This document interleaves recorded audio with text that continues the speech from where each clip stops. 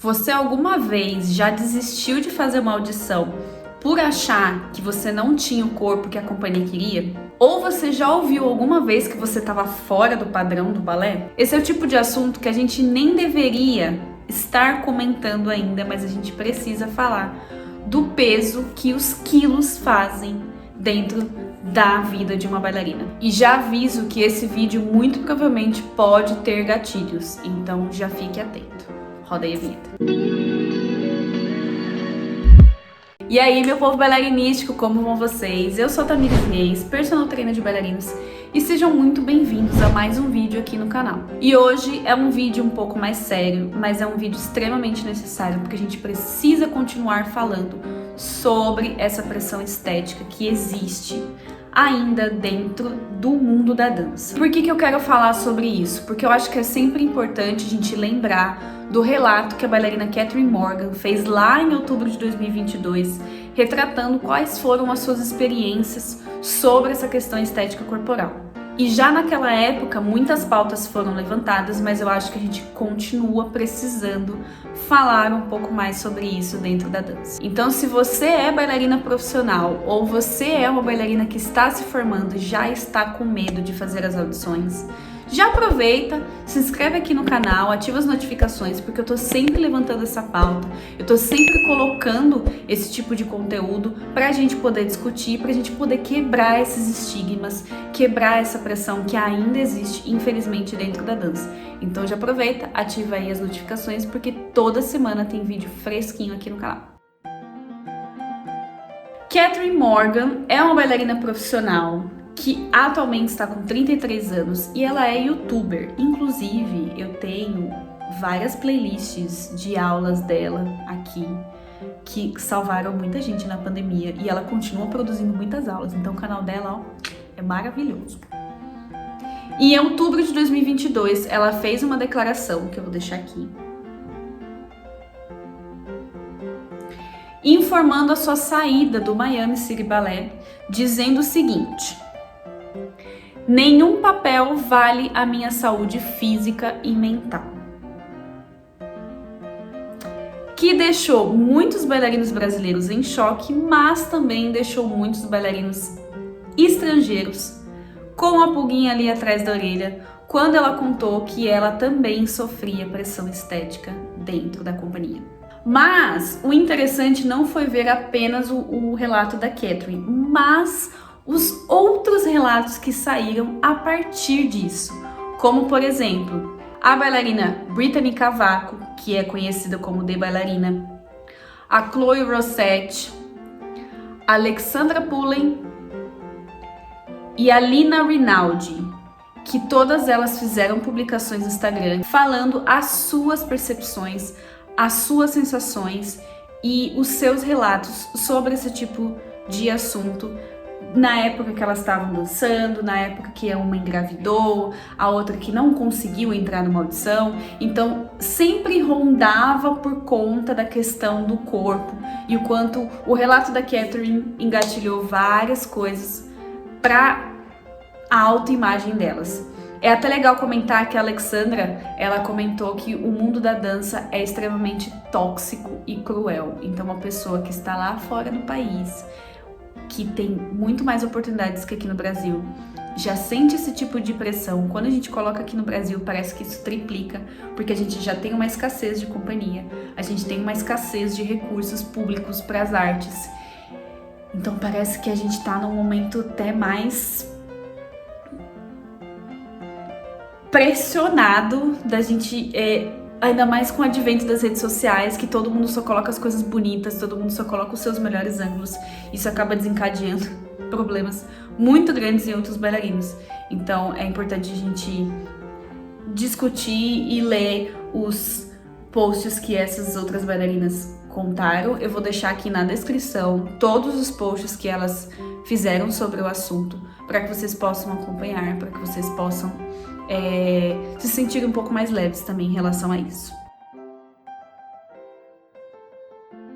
E eu queria dividir com vocês o que uma delas escreveu lá na publicação do Instagram, que dizia o seguinte, prestem muito bem atenção: Você não tem o tipo de corpo para ser uma bailarina profissional.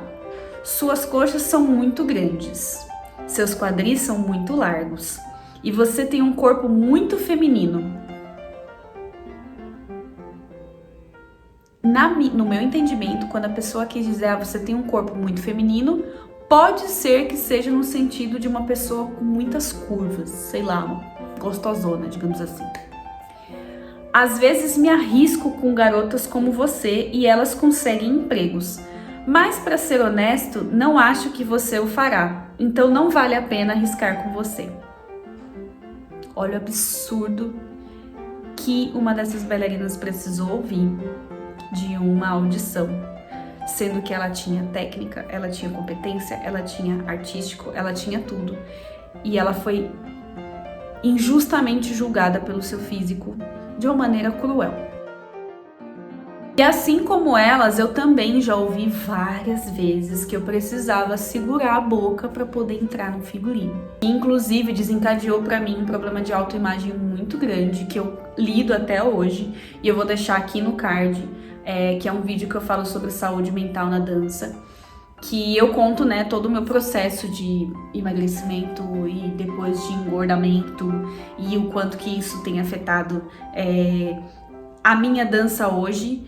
Então, para vocês verem o quanto, às vezes, um comentário que pode ser um negócio minúsculo, ele pode desencadear problemas muito grandes se você não tiver tato. E aí que eu realmente me pergunto, até quando a gente vai precisar ouvir esse tipo de coisa? Até quando a gente vai ter que ficar abafando o sorrisinho e desenvolvendo problemas psicológicos em função de um padrão estético? Que eu já comentei algumas vezes em outros vídeos com vocês, não necessariamente precisa ser em todos os lugares. A gente tem diversas companhias com outros corpos e às vezes muitos talentos incríveis não conseguem prestar audição para essas outras companhias porque eles já sofreram lá, já tiveram gatilhos ruins, já tiveram experiências ruins em outras audições que fizeram com que a pessoa não tivesse nem a vontade de se inscrever para poder viver da dança, que é o que a gente quer, não é? E antes que muita gente venha querer me criticar de que mas existe um biotipo para dança. Só que uma coisa é você ter um corpo que esteja disponível para dançar, outra coisa é você querer uma estética extremamente padronizada para o tipo de trabalho que você quer. Se você for o tipo de pessoa que precisa dessa estética, deixe claro que tipo de estética que você quer. Infelizmente, vai ter que chegar o momento de que na hora de você colocar uma audição, você coloca preciso de meninas altas, preciso de meninas esguias, porque pelo menos você já elimina as pessoas que têm alguma esperança, ao invés de ficar com esse discurso hipócrita de vamos inscrever todo mundo e vamos fazer uma análise de todos os currículos e você sabe que as pessoas que são eliminadas são as pessoas baixinhas, são as pessoas coxudas, são as pessoas com tronco pequeno, que podem ter uma técnica igualmente excelente do que aquela autona e magrela. E outra coisa também que eu queria levantar, um questionamento, é o quanto a estética compete com a arte de fato. É interessante ter uma parte técnica, sim, mas o quanto que essa parte técnica interfere no quanto que o artista pode entregar de forma artística. Então é legal você ter uma perna alta, sim, mas se dentro de uma construção, dentro de uma criação, de uma concepção coreográfica, por que você não favorece outros aspectos de outros bailarinos? Se o bailarino não gira 3 piruetas, mas ele gira 2 e ele tem, sei lá, um pouco mais de coxa, por que você vai deixar de trabalhar um tipo de bailarino como esse porque você precisa daquele lá que gira 5? Então, são outros aspectos que às vezes a gente se perde quando a gente alimenta o discurso de que o balé é arte, o balé é arte, o balé é arte. Ou o contrário, bailarino não é atleta, bailarino não tem que se envolver com a arte, sendo que vocês acabam colocando muito de parâmetros atléticos em pessoas e esquecendo o lado artístico. Vocês conseguem entender esse tipo de raciocínio? O quanto que às vezes a dança é um pouco contraditória? Fora que muita gente também acaba se pautando só em companhias famosas, sendo que a gente tem vários coletivos, a gente tem grupos livres, a gente tem grupos experimentais que tem diversos corpos e às vezes a gente acaba perdendo grandes talentos por falta de conhecimento desses coletivos, por falta de conhecimento desses grupos, por falta de conhecimento das companhias menores, das companhias que não tem tanta projeção, mas que você consegue dançar, que você consegue sentir a sua arte trabalhando com o corpo que você tem. É claro que eu também não vou dizer que um corpo magro não é esteticamente bonito nos palcos, lógico que ele tem uma plasticidade diferente. Mas dentro da dança, dentro da arte, é melhor você ter alguma coisa bonita, esteticamente bonita, ou que você entregue algo com a sua verdade. Com a sua verdade e com a técnica puramente ali. Porque muitas dessas bailarinas que fizeram esses relatos, elas contaram que elas não tinham nem força mais para poder fazer os papéis, porque elas tinham tanta pressão estética em relação a manter uma quantidade X de quilos, que elas acabaram perdendo toda a massa muscular, perderam a força, perderam a energia, não conseguiam descansar.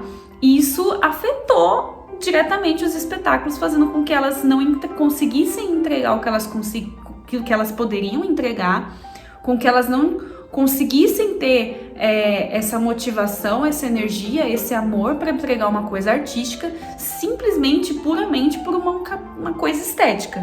Até quando a gente vai perder esse tipo de talento? O balé é exigente? Sim. A técnica é difícil? Sim. Mas o bom bailarino não necessariamente precisa ser extremamente magro. Ele precisa saber executar os papéis dentro do corpo que ele tem. Ou a gente tá numa época em que só linha importa, só giro importa, só salto rasgado importa. Se for isso, que deixem claro, porque eu vejo muita gente em festival ovacionando pessoas incrivelmente ginásticas, digamos assim, né? Pessoas que colocam a perna aqui, que não sei o que, e gira 10 piruetas de uma vez só. Então deixa claro isso, porque depois quando chega numa companhia, mas a gente precisa trabalhar a parte artística. Então sejam muito claros com o que vocês querem. Eu, particularmente, eu até brinco que eu nasci na época errada, porque lá nos 1900, 1800 e tralalá, eles realmente avaliavam a parte artística. Você via pessoas fazendo aquilo com carão, com sentimento e com pernas mais baixas. Lógico que a técnica foi evoluindo, óbvio, gente, só que a gente acabou partindo para um olhar apenas pela parte técnica e esquecendo que tem artistas. Fora que teve uma questão também que foi levantada várias vezes lá no Instagram, que vocês preferem que a menina gire 200 piruetas e saia da música, ou ela faça apenas o combinado e continue dentro da música? O que vocês acham? Comenta aqui embaixo. Se vocês preferem que a galera saia fazendo o que o corpo pede ou elas façam dentro da proposta da coreografia. Então, quero deixar aqui como reflexão para vocês até quando a gente vai perder talentos de 14, 15, 16 anos que já estão numa idade de várias mudanças corporais, por um simples comentário de que você precisaria comer menos. Mas você não entrou no figurino. Fora o outro gatilho que geralmente acontece em muitas escolas, que é a questão das avaliações físicas, que a gente também precisa pontuar e deixar muito claro para as pessoas, porque elas acabam interpretando de uma maneira completamente errada. Por quê? Quando a gente fala sobre avaliação física, e isso deixando um pouco a bailarina e entrando agora como profissional de educação física, a gente nunca deve fazer uma avaliação física baseado em outras pessoas. Então a minha avaliação física nunca pode ser comparada com a avaliação física da Natália Zipova. A minha avaliação física ela tem que ser comparada comigo mesma. Então, uma primeira avaliação, você tem um dado, você faz uma intervenção, faz um treino, faz a aula e tudo mais, e você repete essa avaliação. Aqui você observa se houve melhora ou se houve piora na questão da composição corporal. Qual que é o grande problema? Muitas dessas avaliações físicas, elas são feitas com dados que não são extremamente claros, como por exemplo o IMC. O IMC, ele é uma medida que é feita baseado no seu peso e na sua altura, e ele dá um padrão que é considerado ideal pela Organização Mundial da Saúde, dizendo que as pessoas são saudáveis ou não. Se o bailarino fosse se basear pela OMS, todos os bailarinos, todos, sem exceção, todos eles poderiam ser considerados como doentes, porque quando você pega a relação da altura com o peso do bailarino, sempre vai dar abaixo de 20 e ele vai sempre ser considerado como doente. E é por isso que a gente precisa aplicar outras formas de avaliação física. Ah, agora eu entendi! E aí entra a questão da composição corporal, que pode ser avaliada através de bioimpedância, também pode ser avaliada através de circunferência, porque como eu disse, a circunferência ela vai te dar um parâmetro de se você teve uma evolução ou se você teve uma perda da primeira avaliação para a sua segunda avaliação. Enquanto que a bioimpedância, dependendo do protocolo que você usar, dependendo da balança que você usar, você vai ter parâmetros de porcentagem de gordura e porcentagem de massa muscular. Só que eu tenho uma ressalva muito grande para a questão da bioimpedância, porque a galera começou a generalizar um pouquinho dos dados. Primeiro que quando você faz uma avaliação de bioimpedância, a gente tem protocolos bem específicos para poder validar esse tipo de avaliação. Como, por exemplo, vou listar alguns. A pessoa não pode ter bebido água pelas últimas 2 horas. A pessoa não pode ter bebido café nas últimas 12 horas. Ela não tem que ter comido nada por pelo menos umas 4 horas. Ela não pode ter feito atividade física intensa com menos de 12 horas. E um fato importante que a gente precisa levar em consideração é se a menina menstruou ou ela vai menstruar, porque isso altera completamente a taxa de água que existe no nosso corpo. Então, se você faz uma avaliação de bioimpedância em um dia que você está menstruada, acabou de sair do balé e bebeu 2 litros de água, no mês seguinte que você vai repetir essa avaliação, se você não tiver exatamente nas mesmas condições, isso vai dar outros dados e pode acusar que você ganhou gordura, pode acusar que você perdeu massa, e aí você acaba criando um complexo na sua cabeça de que, ai meu Deus, eu engordei, sendo que na verdade você não respeitou o protocolo do jeito que ele deveria ser feito. Importante lembrar também que a gente sempre precisa se pesar no mesmo horário e com a mesma balança, porque de uma balança para outra existe uma diferença enorme. Então, assim, não é só fazendo avaliação física por aí, ai meu Deus, eu medi, que não sei o quê, que nem esses filmes que tem por aí da menina que todo dia mede, sei lá, pra ver se ganhou ou perdeu, não. Existem muitos fatores que a gente precisa considerar. E quem for fazer essa avaliação, ela precisa ter muito tato quando ela vai falar com as pessoas, porque isso pode engatilhar problemas muito grandes de autoimagem, distúrbios alimentares, distúrbios psicológicos, bulimia, anorexia, todas essas problemáticas que vão afetar muito a carreira do bailarino. E cada vez que uma bailarina reclama que teve algum problema relacionado à autoimagem, eu fico extremamente frustrada, porque não é uma avaliação física por circunferência, por bioimpedância que vai avaliar a real capacidade de um bailarino. A gente tem outras formas de fazer avaliação física nesses bailarinos. A gente pode fazer avaliação de força, avaliação de potência, avaliação de resistência, avaliação cardiorrespiratória. Existem outras avaliações que a gente pode realmente determinar se o bailarino está melhorando ou não. Não são os quilos que vão fazer valer a competência de um bailarino. Então a gente precisa continuar falando sobre peso, a gente precisa continuar falando sobre estética, porque tem muito bailarino que passou em audição e está extremamente perdido internamente, toda a fisiologia dele está estragada, porque ele não consegue lidar com o próprio corpo com base nessa pressão. Fora que, gente, não sei se vocês sabem, Quando a gente lida com esse tipo de coisa, você acaba desenvolvendo outros problemas, não só esses distúrbios psicológicos, não só esses distúrbios alimentares. Você consegue, inclusive, mudar a sua fisiologia. Por quê? Porque quando você está estressado, você desencadeia outra série de coisas, como problemas cardíacos, falta de sono, tira fome, bagunça todo o corpo, podendo desenvolver outros problemas hormonais com base no estresse. Para de ser doida! Vocês têm dimensão do quanto que uma palavrinha pode atrapalhar uma vida inteira quando você fala sobre peso para as pessoas? Vocês conseguiram perceber o tanto de coisa que afeta você procurar incessantemente se enquadrar nesses padrões que nem devem ser reais, que não condiz com o que a dança fala, não condiz com toda essa atmosfera de que precisa ser arte, o artista, o artístico e não sei o que, isso não condiz. Então a gente precisa continuar falando sobre esse tipo de coisa para a gente poder quebrar esses paradigmas e a gente realmente fazer valer o que a arte quer, o que a dança quer. Que se é para ter técnica, vamos trabalhar a técnica. Se é para ter destreza artística, vamos trabalhar a destreza artística.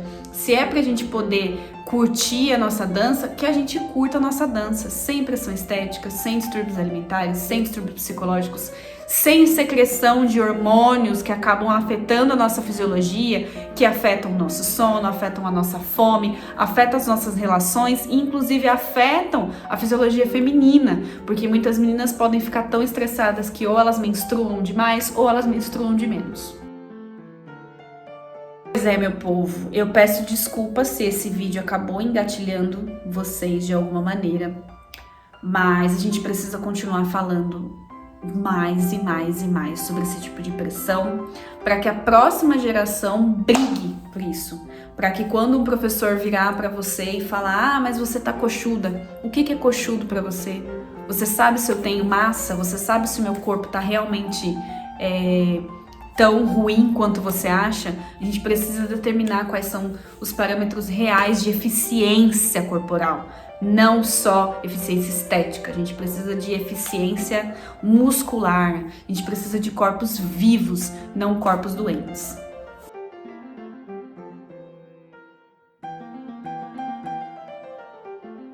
Então, se você curtiu esse vídeo, não aproveita, deixa aí o seu like, se inscreve aí no canal, porque toda semana tem um review, tem dica, tem resenha, tem vlog, tem fogo no parquinho também, porque já teve outros vídeos que eu coloquei fogo no parquinho. Aqui a gente tá para falar sobre dança e alta performance. E uma alta performance baseada em saúde, galera. Chega de bailarino doente, pelo amor de Deus. Então já aproveita, se inscreve aí, ativa o sininho, compartilha com aquela sua amiga que tá quietinha, que você vê que ela tá passando por uns probleminhas, assim, que ela tá tentando arranjar uma energia para poder ir para a aula. Compartilhe esse vídeo com ela, que quem sabe ela procure uma ajuda. Então sempre procurem psicólogos, peçam ajuda para quem vocês confiem. Não deixa isso afetar a vida de vocês. Então eu vejo vocês no próximo vídeo e até mais!